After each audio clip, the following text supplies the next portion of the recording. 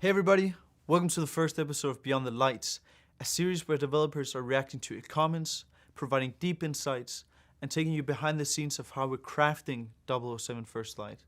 This first episode is going to be focused on gameplay. Let's get straight into it. Hello guys, I'm Andreas. I've been at IOI for around 10 years, and currently I'm the gameplay director of 007 First Light. Now, let's see what all the fuss is about. Let's go.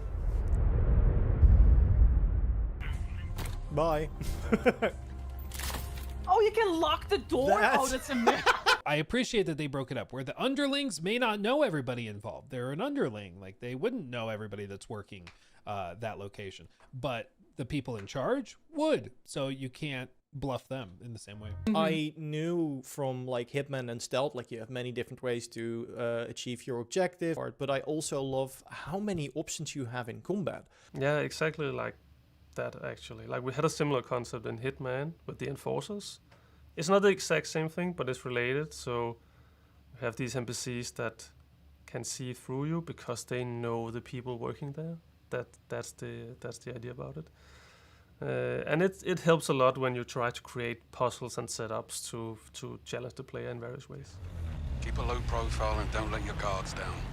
009 most certainly won't. Creative approach, that's one of those fun things where really the base definition is about the player feeling creative when overcoming any given challenge in the game. And it's really easy to say that, but it's really hard to kind of translate that into what is the moment-to-moment gameplay that make you feel creative this way. But from this game, we broke it down into the thing that you need to know that there are different options in the game. If we start violating that trust as developers, the player will forget those options or not use them because they don't rely on them, and then it becomes much more narrow option space, so you disregard that. Or you get less creative, at least, in that sense. The last thing, and I think this is a key ingredient that we also had in our prior stealth games in Hitman, was, and I coined this as uncertainty in execution. It's really the thing that you know your own options, you see the options in the environment, and you get to that point where you think, okay, I'm gonna try this thing. So it might be throwing the smoke device and try to sneak by. When you get to the other point and get past them, you think to yourself, oh, I did it. It actually worked. The thing I wanted to do, it worked. That needs a look.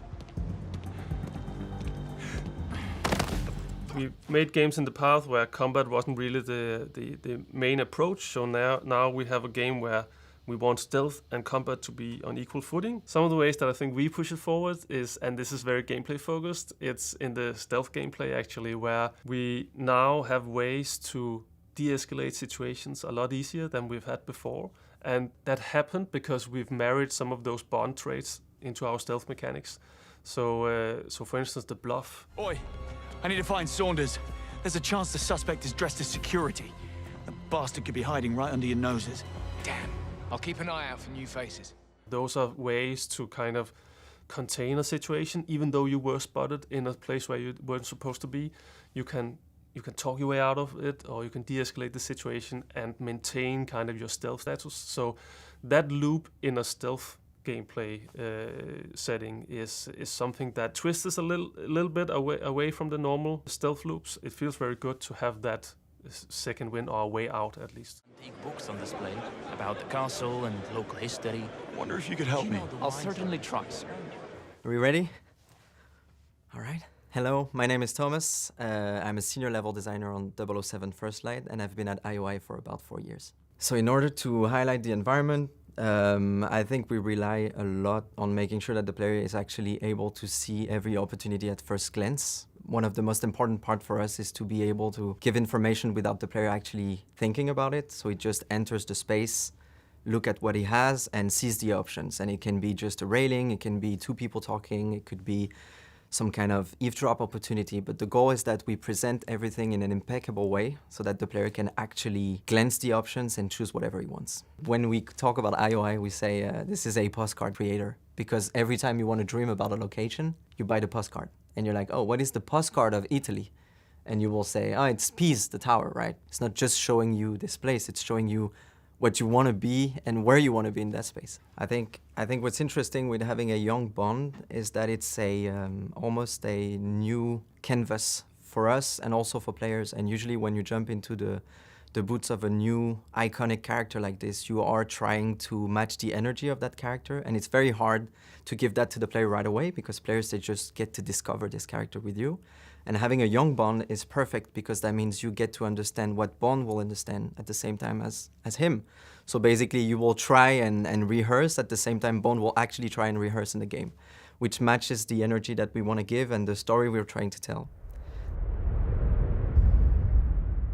The laser fires a direct beam. Oh yeah, the laser, nice. Of course the laser. Yes. You can't really make Bond gadgets without having the laser. Nice. Tactically on environmental weak points. Nice. Just think about the options. We can disable devices from a distance, put people to sleep from a distance, hack things, smoke bombs, distract. When we get caught in a restricted area, we can use up our instinct to bluff. Exactly. Think about the options.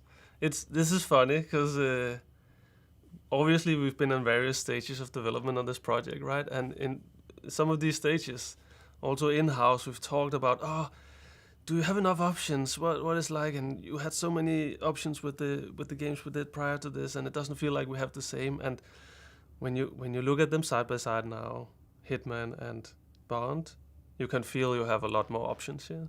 Some of the things that in gameplay make you actually feel like James Bond is some of the things that you know from the movies also. It's unique moments where you see Bond fighting on an airplane wing, for instance. So in those moments, you'll feel like Bond. On top of that, there's obviously the gadgets, which is a key component of any Bond movie, and obviously should be in a game too. We always started too big by having so many options that it actually becomes very hard to see all of them. And then we just prototype and test and iterate and test, and we end up with a few that we really like. And the rule from every mission and every encounter, rather social or combat, is to make sure the player has at least 3 or more different ways to solve one option and one puzzle or one situation. But there are some of these iconic things, like the laser. That's iconic, right? So we really wanted that in somehow. So what kind of object does the laser fit on, right? And we also wanted them to distinct from each other. So if we had a thing for the watch, you've seen the watch being the laser in the movies, but we had other things that we also wanted the watch to be. So how can we marry those things, right? When it comes to gadget, I think the essential part for us was to make sure we provide the players with enough opportunities to use them. If the player wants to test something and use a gadget somewhere, it should behave the way the player think it should behave. And I think it was just us having fun and trying to find the best way to have fun with those gadgets. All that in mind with what Bond is and how he should use gadgets. Because we all know Bond in the movies, he always uses the gadgets at the last second for the wrong usage, but it works. And I think we also want to provide that, this kind of uncertainty, but you can still do it. Oh. Right in the foot, and you see the guy actually go down by the foot. Yeah, you do. Yeah, dude. He can climb this, which wasn't that way at all. It actually got knocked down after it got exploded. Look at him yeet the dude, and then kick his shotgun up into his hand. Oh, no, that's fire. This is like exactly what James Bond would be doing. Holy God. But that destruction is what we're talking about. Ooh, ooh. Having been described, he's grabbing stuff, ramming them, pushing them over the ledge. I love the rushing. The melee combat looks great. It looks quite versatile, and I like strikes. that. The hand-to-hand combat does look kind of neat, not gonna lie. I'm sorry, I'm very excited. Nice. Nice. Nice. The throwing stuff is doing it for me. God, I love this. God, I love it. I also love it. Sometimes, James. Yeah, and obviously it's about adding all these moves so you can use the environment and you feel you have the range of the tools to do what you want, right? And you see here, you ram into things, you throw things from the environment, you throw people around over the environment into the environment, and it's giving you a sense of improvisation, which is really Bond's signature way of doing close combat, in this game at least. Also what you know from some of the movies. My favorite environment interaction is probably the fire extinguisher. So it was one of these where, okay, I set out a vision at some point where I was saying, okay, we need to use these environment set pieces in close combat, and they need to go off. Even though it's not super realistic, it's just so much fun to have it happen, right? So, and the signature first attempt was the fire extinguisher. So you grab somebody, you throw them into a fire extinguisher, and that fire extinguisher blows up. And it can blow that guy back in your face, or it can blow up other people surrounding him and whatnot. And the instant we tried it, you just laugh out loud. It's like so fun. So now it got all over the place, like with cement bags and scaffolding. Throw people into those, and it blows up. Yeah, you can shoot them in the feet now. We implemented something where we actually register that as not a direct kill. So this is a way to go through our spaces in a way that you don't kill anybody, even though we force combat on you in some specific cases. We make it so you can clear challenges in this way and clear these spaces without technically killing anybody. I recently tested another level where I had a similar sequence. I was shooting somebody and I ran out of bullets, and the most effective thing was to climb up a few stories onto a platform. I did that, but when I got there, I had another NPC in my face, and I punched him, and I needed to take him out fast, so I grabbed him, threw him over the railing, realized I still didn't have a gun, so I jumped after him, took his gun. There was another guy in my face, and I shot him, but I ran out of bullets, so I threw the gun. That took out the guy, and ran to him, took up his weapon, and fought on. And it was just, I had to pause the game and put my controller down. I was like, yes, it's actually happening naturally, the flow of events that we set out to do. I think level design-wise, when we build combat arenas and encounters, the goal for us is to make sure the player has enough options to use all the mechanics we have, so gadgets, guns, and melee. And I think to be able to achieve that, the best way is to provide moment-to-moment and second-to-second options for the player to always be able to move around and always move forward. That's the main thing we try to have, is that the player has to go forward and he has to be able to actually always find options. And that means we're not specifically a cover shooter. We don't want the player to stay and stick to one place. We want him to move around and switch between combat range and also combat melee. And that means also using all the different things around to provide that. So combat scenarios are pretty different based on the mission and the context, right? So I think we have very guided combat moments where the player is there, everybody knows he's here and he's been seen, and you have to fight your way through, like every classic Bond movie. And in that sense, we usually provide forward momentum with guiding the player towards a very essential and visual element, so that you always know where you need to go and you're not lost, so that you can also focus on the combat mechanics we have, moving forward, going from melee to range, and also trying to find your way through with gadgets. In our previous games, combat, both range and close combat, was really a last resort for players. So this time around, we knew we had a protagonist that really, in James Bond, that really wanted a good combat experience. So we knew we had to craft that. We wanted it to be dynamic and reactionary and have that improvisation feel, as we know from James Bond as a character. And then I think the ultimate challenge was really the fact that we have these open gameplay spaces where we wanted the player to have total freedom, and you can choose whatever route you want. Do you want to do stealth? Do you want to do close combat, or anything in between, right?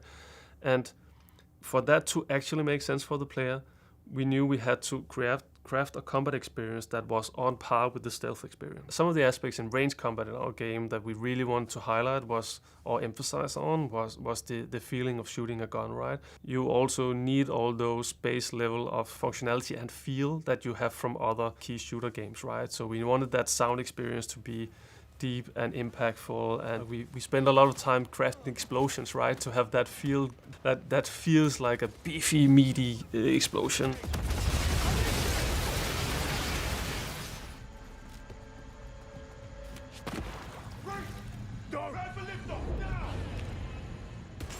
In 007 First Light feels like a very novel feature that we're doing here. It's something we had to invent for this game, because we have a character now that doesn't really shoot first. You know him as a character that he will use force if he needs to, but he won't shoot somebody who didn't actually shoot first. NPC draws a weapon, fires at you, or wants to really badly fire at you, then we give you license to kill, and now you're also allowed to draw your weapon and fire at him.